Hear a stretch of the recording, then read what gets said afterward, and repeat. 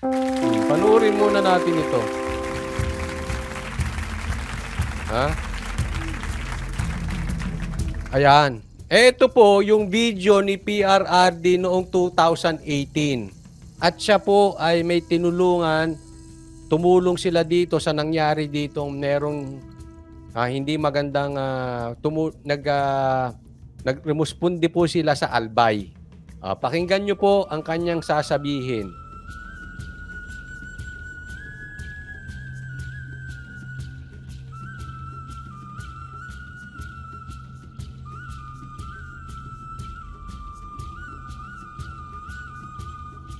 Wait, ang bilis ng speed ko. Ganyan ako manood kasi mabilis eh.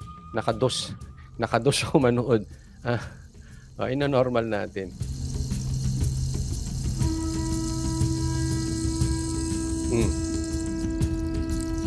Asan na yung pera? Hinahanap kasi tutulong. Ulitin natin. Tutulong kasi si PRRD.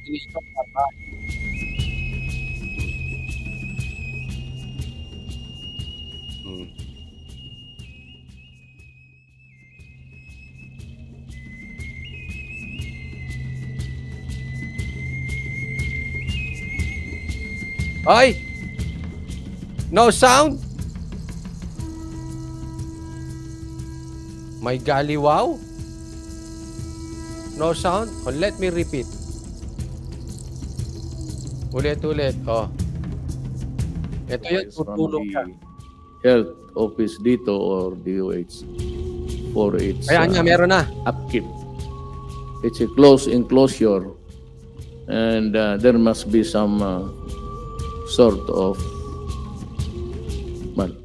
cleaning sa wala pa ring sound. Hello? Sabi ni Garski, miss you na PRRD. Meron na. Thank you Tasing Lavad. Thank you. Pakinggan nyo. Ito yung responde nila PRRD. Maybe some chemicals there that are not really harmful kasi sarado yan eh. Pangpalinis lang just to contain an emerging disease whatsoever.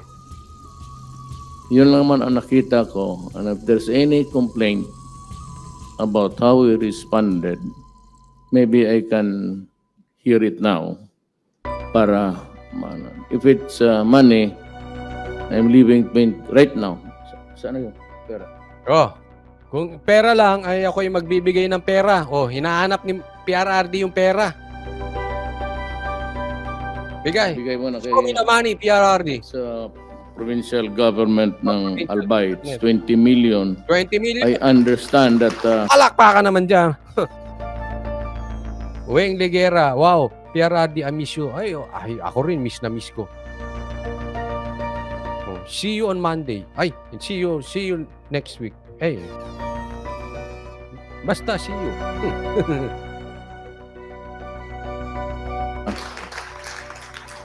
Hard hit are about 4 or 5 municipalities. May malaking cheque rin si PRRD. Coming from Land Bank. Grabe, Si Senator Bongo. Ano yan? Kukunin mo, Senator Bongo? Nakatingin sila lahat.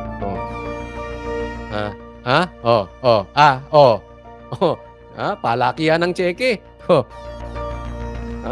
Kung ang lalaki mahilig magpalakihan ng ito palakihan ng cheque. Wag na, laki ito na. Wag na, ang laki-laki. Asa mo naman itatago yung ganyang kalaking cheque? Wag na yan, laki-laki niyan eh.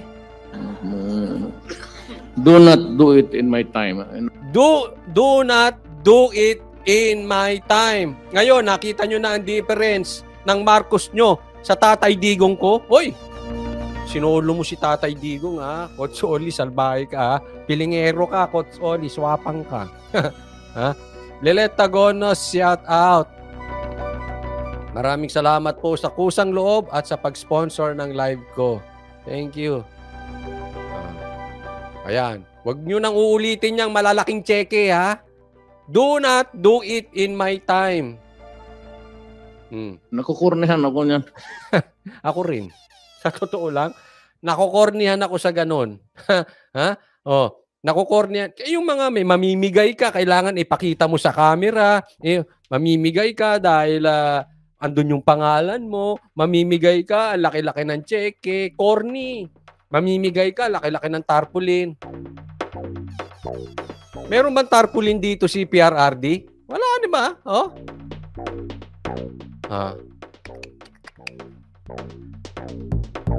Para sa mga bashers ko, kaway-kaway. Ano ang pinagkaiba ni Marcos at ni PRRD, ni Tatay Digong? Oh. Ulit. Gustong-gusto ko to inuulit. Inuulit-ulit ko to parati. Hard hit are about 4 or 5 municipalities.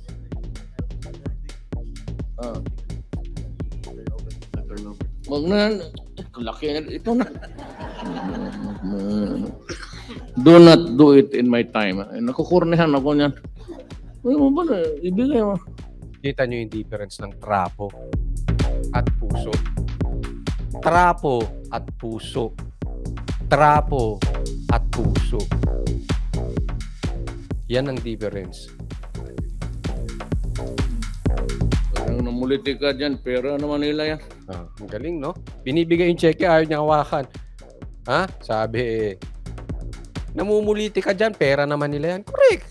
Yung binibigay naman na yan, pera ng taong bayan yan, ba't mo ipagmamalaki? Ba't mo ipagyayabang? Ang galing talaga ni PRRD. Alam nyo kaya ako nanghihinayang. Nawala na tayo sa kuko ng agila na... sa kuko ng mga trapo. Nagkaroon na tayo ng magandang halimbawa. Bumalik pa tayo sa trapo. Ay, nako, mga Pilipino. Oh. Tapos bubulong si Senator Bongo. Anong binubulong? Hati tayo dyan, hati tayo. Hindi ganyan si Senator Bato.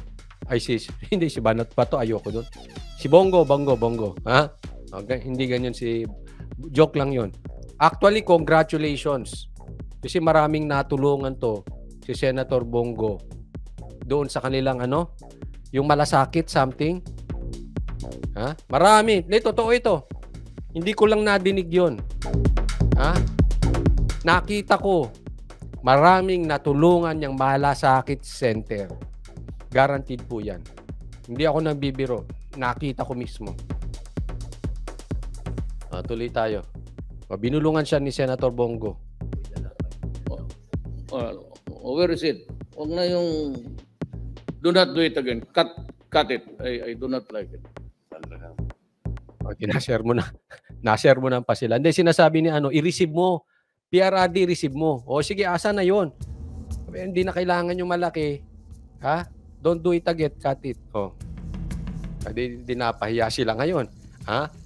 Siyempre, pag sisip-sip ka kay PRRD, hindi pwede. Ang tarpo-tarpuli, no? Sandra. Hinahanap ka ni balutan.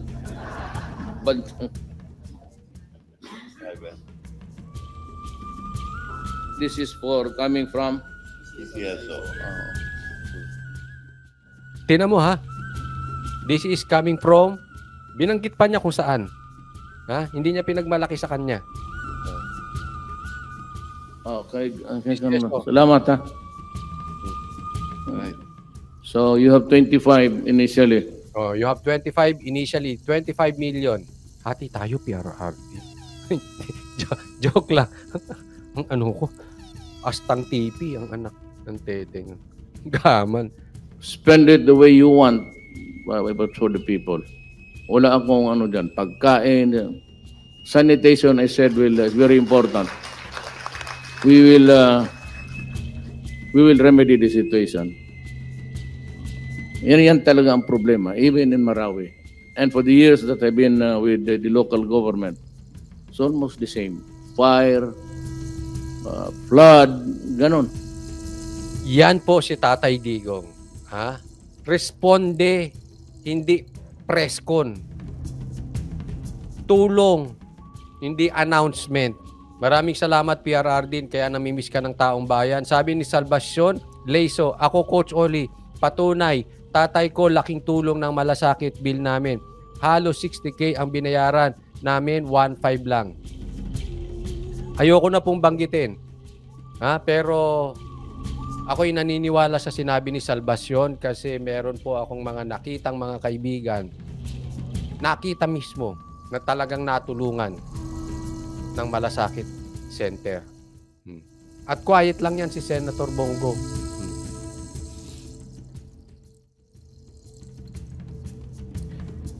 Garski, PRRD is the reason why naging aware ako sa government. Coach, pwede pa ba tumakbo ulit sa president si Tatay Digong? Sa katunayan, ito po ang malaking question dyan. May nagsasabing pwede, may nagsasabing hindi pwede. Okay, so medyo hati pa patungkol sa interpretasyon ng batas yan. Parang yung pinagtalunan na ano ba talaga ang legal age, yung 16 o 18, na kung saan ay si vlogger 3-0 ay natalo, na 0. Parang ganyan. Hati pa dyan. Pinagtatalunan pa yan kung pwedeng tumakbo si Tatay Digong o hindi. Pero sa aking palagay, baka hindi na siya tumakbo.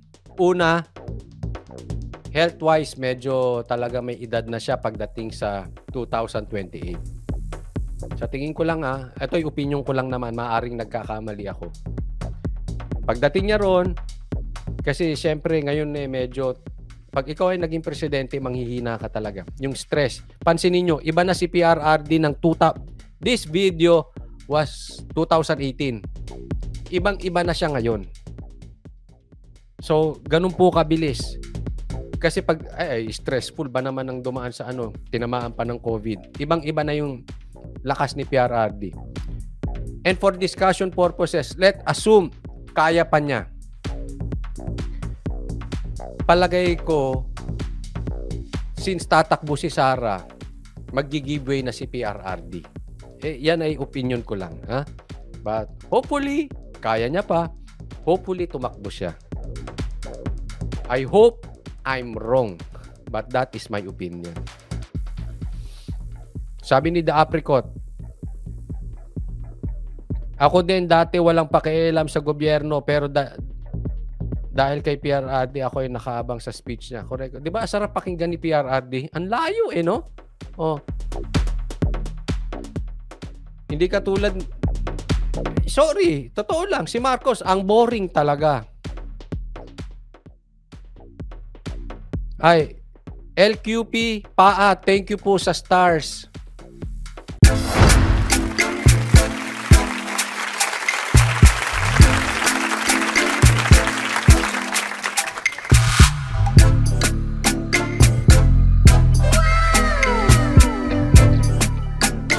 The next performance will start momentarily.